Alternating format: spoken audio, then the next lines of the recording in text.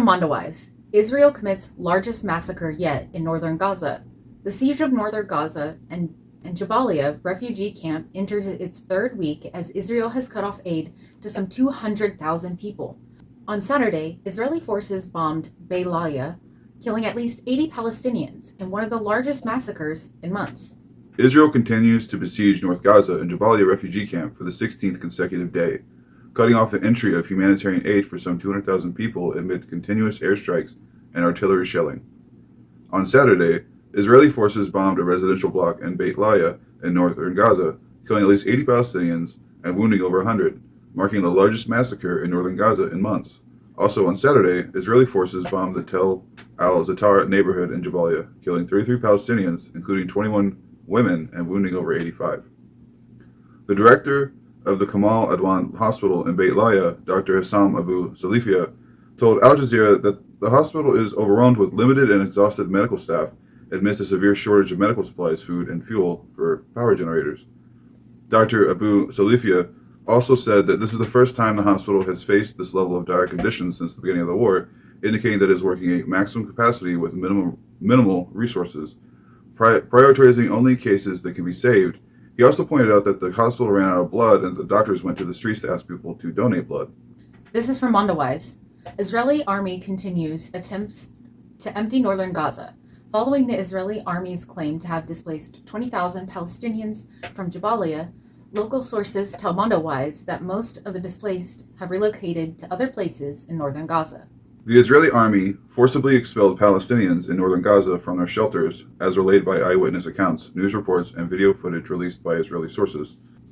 On Wednesday, Israel's Kan TV channel aired video footage of Israeli military trucks transferring dozens of blindfolded Palestinian detainees.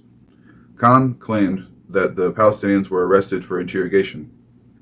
The Israeli army also released aerial video footage on Wednesday showing hundreds of Palestinians walking amid the rubble, surrounded by Israeli tanks as they all head in the same direction after being gathered in a destroyed square. The Israeli army reportedly said that it had evacuated 20,000 Palestinians from Jabalia. On Tuesday, video footage circulated online showing Israeli drones airing a recorded voice ordering Palestinians to leave the Kamal Adwan hospital in Beit Laia. The drones repeatedly also dropped leaflets ordering Palestinians to leave. Despite Israeli claims to have displaced tens of thousands of Palestinians from northern Gaza, local sources dispute these claims. Mohammed Sharif, a resident of Jabalia, told Mondowise that people know that they will not be safer if they leave to the south because the occupation has already bombed people while leaving on the routes that the occupation army designated as safe, and because they have been bombing people in the so-called safe zones. Sharif added that only a small number of those who were forced to leave displacement shelters left northern Gaza. The majority went elsewhere in the same area. Testimonies by survivors indicate that Israeli troops set fire to displacement shelters after forcing Palestinians to leave, destroying the belongings they left behind. Rabia Maquid, a survivor who left the Hamad school in eastern Beit Laia, where she and hundreds of Palestinians took shelter from the bombings, told Al Arabi Al Jahid that Israeli soldiers ordered displaced Palestinians to leave the school and gave them little time to gather their belongings. Maquid said that she and displaced Palestinians watched soldiers setting fire to the school while they were leaving, and that some soldiers took pictures of themselves while doing it. Local reports also indicate that Israeli forces have demolished buildings and even entire residential blocks by detonation in Jabalia, effectively rendering most of the area uninhabitable. In January, the Israeli daily Haaretz reported that Israeli soldiers had been setting Palestinian buildings on fire with the approval of their commanders, rendering them unusable. In April, Palestinians who survived Israel's destruction of the Al-Shifa hospital said that Israeli soldiers had set fire to entire floors in the medical complex. Images from Al-Shifa showed that almost the entire medical complex had been burned. The deputy director of Al-Shifa told the media that Al-Shifa is finished forever, following the Israeli withdrawal. I did see one thing that said that when they were ordering the Palestinians to leave Lebanon, that they were not designating any route safe and was not guaranteeing that they could leave safely. But if they didn't leave, they would definitely die. So, we're going to send you out, but we're going to kill you while you leave, or we'll kill you in your home while you're fighting for, what you spent your whole life, building up. That's your home, your safe space, your family space. So Also, what kind of disgusting person takes a picture of themselves while they're burning down a school or a hospital? That I don't care what war you're in. It's like just gross. It's a war crime. It's gross. It's just disgusting to like be so proud that you use that as your dating profile picture. Like, Yeah. What is wrong with you? You should be proud that. The ongoing Israeli operations in northern Gaza are accompanied by massive bombing campaigns on Jabalia and constant quadcopter drone fire, preventing rescue teams from accessing areas that have been bombed.